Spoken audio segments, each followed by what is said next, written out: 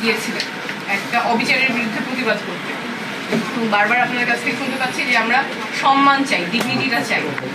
এই কথাগুলোই আমরাই কিন্তু আপনাদের কাছ থেকে নিয়েই বলছি যে অভ্যুত্থানটা শুধুমাত্র এই যে আমাদের শহীদ ইমতিয়াজ এর বাবা বললেন যে আমার ছেলে তো ওখানে শুধুমাত্র চেহারা পরিবর্তনের জন্য, মানে একটা মানুষ ছিল শাসক, তাকে বাদ দিয়ে নতুন আরেকজন শাসক আসবে সেটার জন্য হয়নি। ব্যবস্থাটা যাতে পরিবর্তন হয়, মানুষ যাতে তার অধিকার পায়, ওরকম আগের মতো অবিচার যাতে না হয়, ওই ব্যবস্থাটার পরিবর্তনের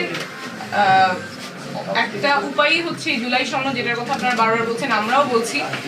এই কথাটাই আমরা দেশের যেখানেই যাচ্ছি প্রত্যেক জায়গায় বলছি এবং আপনাদের কাছ থেকে শুনছি। এটাই আমরা তুলে ধরার চেষ্টা করবো এবং এটা আমরা ইনশাল্লাহ একসাথে আদায় করে নিব। Thank you.